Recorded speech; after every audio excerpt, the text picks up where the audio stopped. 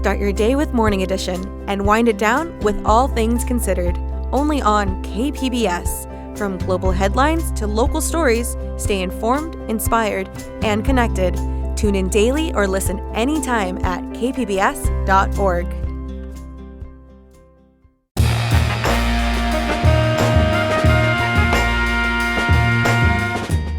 Welcome in San Diego. It's Andrew Bowen in for Jade Hindman. On today's show, a police shooting in Imperial County prompts calls for an independent investigation. Our reporter brings us the facts from El Centro. This is KPBS Midday Edition, connecting our communities through conversation.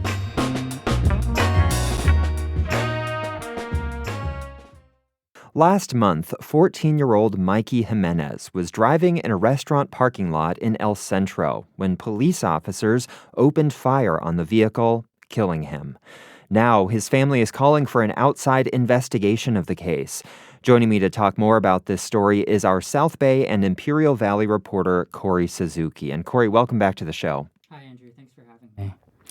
So I want to start by just remembering Mikey Jimenez. Who was he? How do his family members remember him? Yeah, thanks for asking. Mikey, 14 years old, a kid from Brawley. He was a pretty energetic and happy person.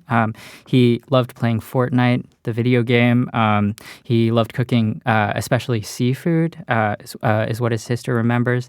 And, his family's attorneys do say that Mikey dealt with his own challenges, too. They say he had ADHD, depression, he was bipolar. But by all accounts, I mean, he was really just a normal 14-year-old kid. We have a clip from Mikey's mother, Alma Ureña, from a press conference that was held this past weekend. Here she is talking about her memory of Mikey at home the night he was killed. We were just right there playing around, tickling each other, just playing around like a family. And maybe like 30 minutes later, he went out the door to go spend time with his friends, and not even an hour later, he died. So, Kori, what do we know so far about this case and the details around the shooting? Well, Andrew, really what we know is largely based on the information that the police department has released. And what a lot of that comes down to is a highly edited compilation of body camera footage that the department put out last week, more than a month after the shooting. Police say their license plate reader surveillance systems flagged a white Hyundai Elantra passing through the city. They say they flagged it as stolen. And Mikey was behind the wheel of that car outside a restaurant in El Centro. What we see in the video, which again is pretty highly produced, is that police surround the parking lot of the restaurant, block the exits. The Hyundai in the clips comes around the corner and moves towards them. And within seconds, officers open fire. So Mikey's family and their attorney tell a different version of this story of what happened that night. Where does the narrative of the police and the narrative of the family diverge? Yeah, I'd say there are really two interpretations of what this video shows. Police say that Mikey accelerated towards the exit with two officers in his way, and that was when officers opened fire. But the family and their attorneys see something different in this video. They say Mikey was essentially trying to surrender to officers, that he was already slowing down when they started shooting. And they speak to just the amount of force that police used. Mikey's family's attorneys say that officers fired 29 shots at the car, at least in total. So you referred to the footage released by police as highly edited, and I understand there is some footage that they have not yet released. Is that right? What's their reasoning for that? Yeah, that's right. In the beginning, I mean, the very first press release that the police department put out had almost no information. This was back in early October when the shooting took place. And then last week, the department put out this video. It's a little over 4 minutes, a little under 4.5, and it includes clips from a couple dash cam video cameras in the squad cars that were involved, and then clips from two of the officers' body cameras. It does not include video from a third officer who was present, notably, which who police say was directly in the path of the car. And police have declined multiple requests to release the full unedited body camera video. We have asked for it several times. Other community organizations have asked for that video as well, but the department has so far declined those requests. And that's because they say it's part of an investigation, is that right? Well, on our end, they've given two separate reasons.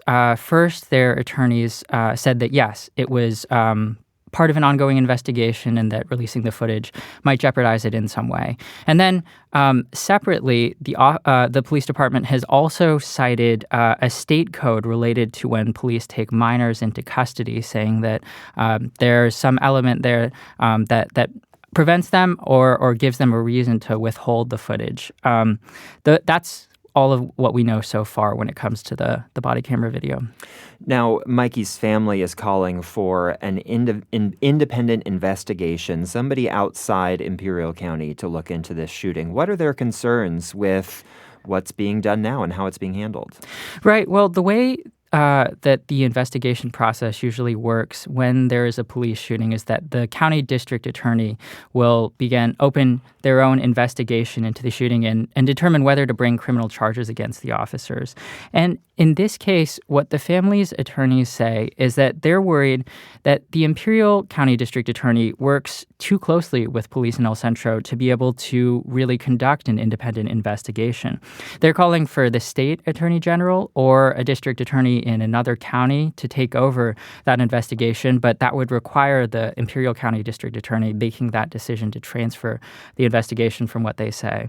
And just for some context, I mean, Imperial County, it's a really small place. It's smaller than most major cities. It's 180,000 people, which, by comparison, Chula Vista is 270,000. So it's a tight-knit community. And law enforcement agencies are also a major employer in the region, isn't that right? How do the economic dynamics come into play here? Yeah, that's right. This was something that Mikey's mother, Alma, and other folks that I talked to brought up. Law enforcement is a very significant industry in Imperial County. You have police, you have prisons, you have federal immigration enforcement, Border Patrol, and ICE. And I spoke to Gilberto Manzanares, a government transparency advocate and a former Calexico City Council member, about this. He says what all of this contributes to is really a strong culture of support for law enforcement, but also a hesitancy in some ways to criticize these agencies because they provide the livelihoods and kind of an economic engine for the community, and also, I mean, in some ways, really just feed a lot of people. So there's a kind of a strong power dynamic there. So the family has asked the state attorney general's office to do an independent investigation. Has the state attorney general responded to that request? So far, what we know is that the district attorney in Imperial County, George Marquez, has told me that the state attorney general's office is not planning to take up an investigation. And the criteria for the state attorney general to investigate a police shooting in California can depend on different factors.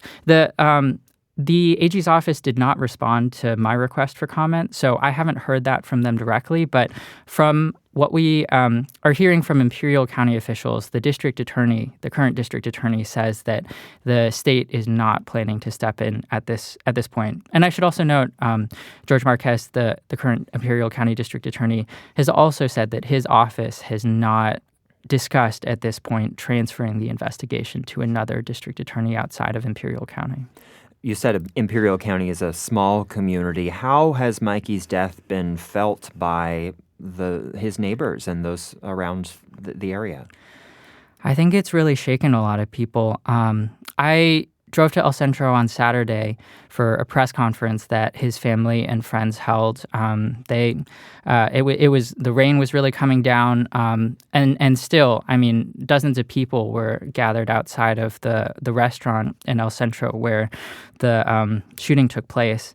And what I was really struck by was just the number of kids who were there. I mean, half of maybe the people who were there were adults, but I would say a really large number of the people who were there to remember Mikey and to call for some form of accountability for the way that he was killed were really young. And I think that just speaks to how young that Mikey was and to the community that he was a part of and who's really feeling his loss right now. How did you first come across this story? There were sort of different pieces of it. I mean, the police put out an initial press release, like I mentioned, very bare, didn't say very much. There were also some mentions. I saw some flyers floating around on social media that mentioned Mikey's age, that didn't include his name from what I remember, but that said that a 14-year-old was killed in this police shooting. And so that was kind of how we approached it early on. I filed a request, a public records request for the full body camera footage and any other documents related to the shooting. And the El Centro police came back and they denied our request. And that was back in October. And so this is sort of what took place before in the weeks leading up to the department's release of their full kind of pieces of the body camera footage in that edited compilation last week.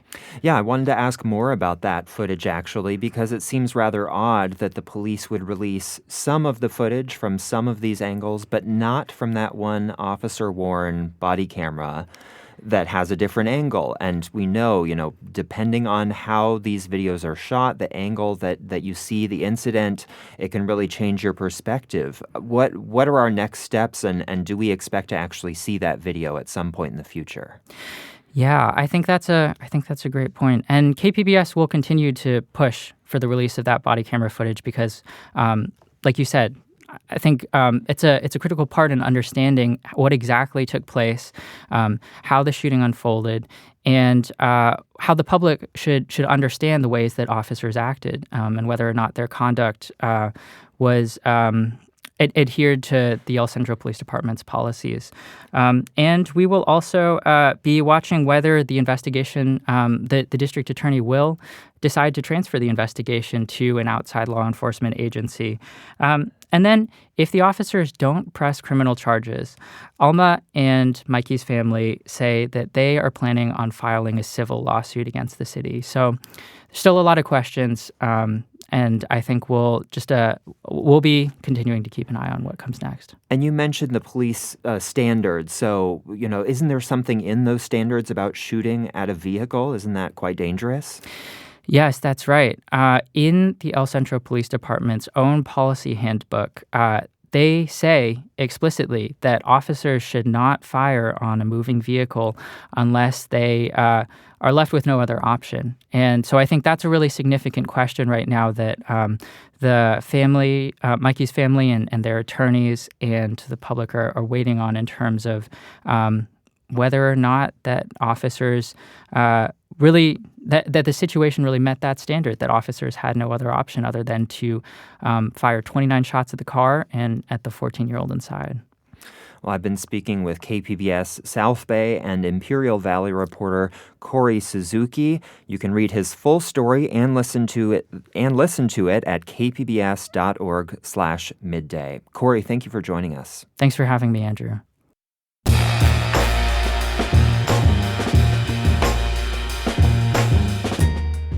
And that's our show for today. I'm your host, Andrew Bowen, in for Jade Hindman.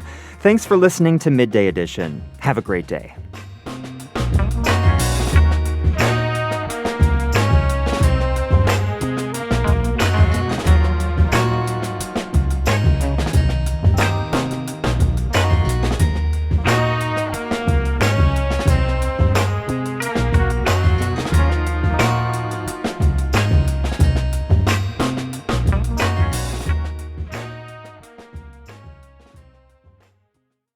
Sources and methods, the crown jewels of the intelligence community. Shorthand for how do we know what's real? Who told us? If you have those answers, you're on the inside, and NPR wants to bring you there. From the Pentagon to the State Department to spy agencies, listen to understand what's really happening and what it means for you. Sources and Methods, the new national security podcast from NPR.